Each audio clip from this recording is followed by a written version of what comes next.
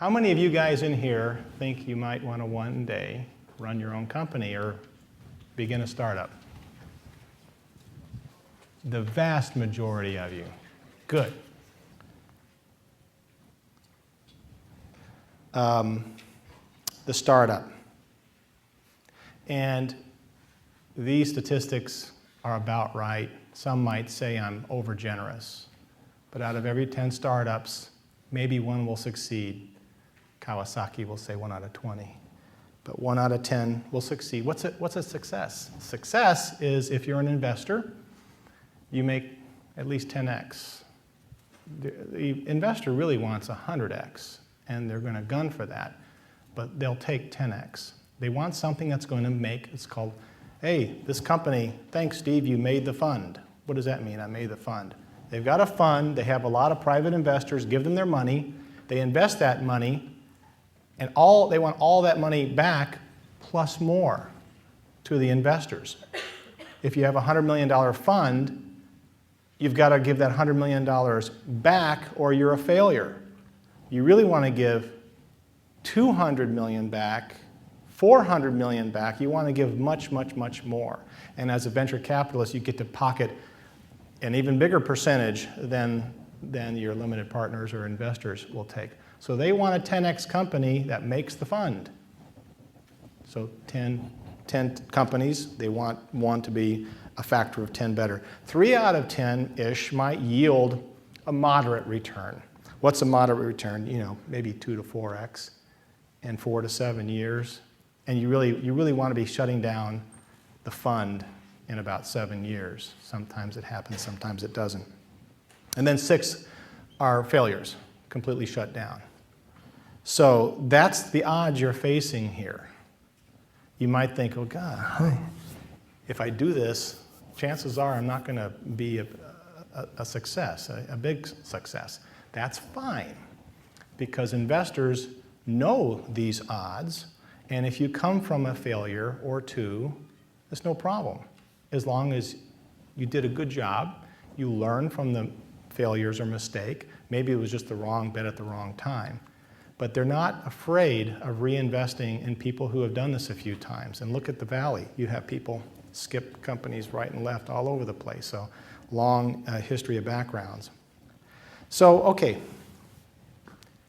why do a startup? I mean, what's the game here? What are you trying to play? Well, if you do a startup and you get money from investors, you have to be able to exit. And what is an exit? You have to either go public or get sold. That's an exit. Why is going public an exit? Because finally, I can cash out the stocks that I bought from you a long time ago. Your investors want their money back. If you're interested in running a mom and pop business with a cool idea and cool technology, no one's going to invest in it except family. Why? Because they're never going to get their money back. It's not a liquid asset. So you have to plan on going public or getting sold. If you're a technology company, and by the way, officially the answer is always, I'm going public. I'm not going to sell, never going to sell. I'm going to run this thing forever, hand it off to net. Why do you have to say that? Why do you have to say we're not going to get acquired?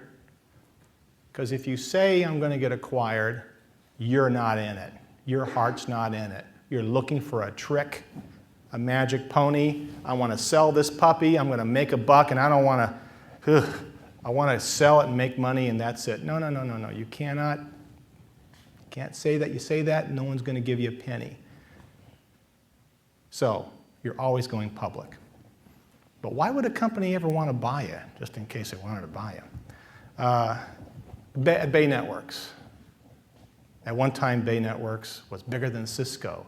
Bay built routers, internet, IP routers. And I ran the Internet and Telecom Business Group. And we built blades to replace the old technology that was maybe 10 megabits a second. We had to come out with 100 megabit a second and then gig and play that game, different interfaces. And my team was a good team. We could build a blade in about 18 months. It's pretty good. People working maybe 9 to 5, 9 to 6. Good engineers, teamwork, meetings, stuff like that. A startup can do that in 9 months. And 9 months delta in a new product introduction can spell the difference between failure and success in this business. I could not afford to build a new blade that goes into my rack and sell it to my customers sometimes if I could only do it in 18 months. If I had another company start advertising and had a good marketing person and they're telling the industry analysts and all the industry rags, hey, we got this new widget and it's got 100 megabits now and we're selling it and customers love it, I have to do a make or buy decision. I may interrupt my development. I may say, finance, go strike a deal. Let's buy this company quickly. And Bay did that all the time. I bought a bunch of startups, hot startups, for internet dial-in modems. That was big time back in the 90s. So you had a box that was 10 times smaller, faster, cheaper, all that stuff, using chips that just came off the line from Intel or TI or whatever, and you can build something in 9 months, I'd buy that company. Okay? That's a great example of how you can go out, take the state of the art today, the latest chipsets, build it smaller, faster, all these nice characteristics, and sell your company. And you can do it over and over and over again. Why can you do that as a startup? Why can't big companies do that? Because you're working for stock. You're not working for a promotion. You're not working for a lot of things big companies, people work for, a nice stable lifestyle. You're willing to work until midnight and bring in pizza. The CEO, when I was a CEO, I'd bring in Chinese just to entice people, please stay longer and work harder, because everybody's working for the same thing. Everybody wants to get rich. Everybody wants stock. It's a great unifier. It's the great it is the enticement that makes everybody think along the same way.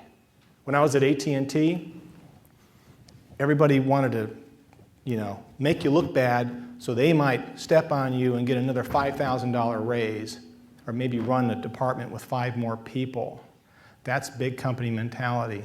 Startups was such a great cleanse when I left the big corporate environment and went into the startup world. That's what we're talking about here. That's the taste of what could be your future. Okay, getting money. Signal to noise. Signal to noise. Do you know how much noise is out there that you're going to be fighting against? If you want attention as a startup, if you want attention from a VC or an angel, you're wading through a tremendous amount of noise. Your signal has to be muy powerful, okay?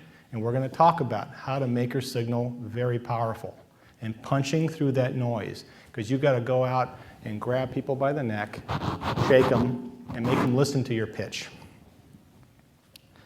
So this is a terrible elevator pitch, but it's the elements of what you want to be looking for. Okay, I'm going to paraphrase.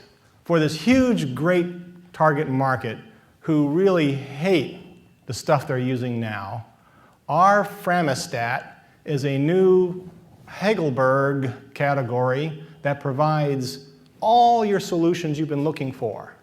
Unlike the bozos who we're competing against, we have assembled incredible, groundbreaking technology that is going to be ready in 6 months.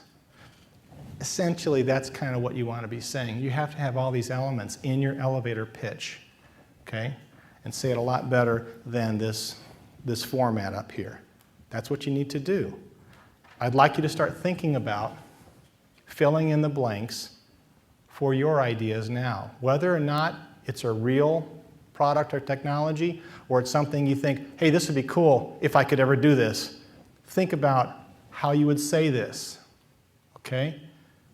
because that's the elevator pitch and will determine your readiness to do a startup, your readiness to get money.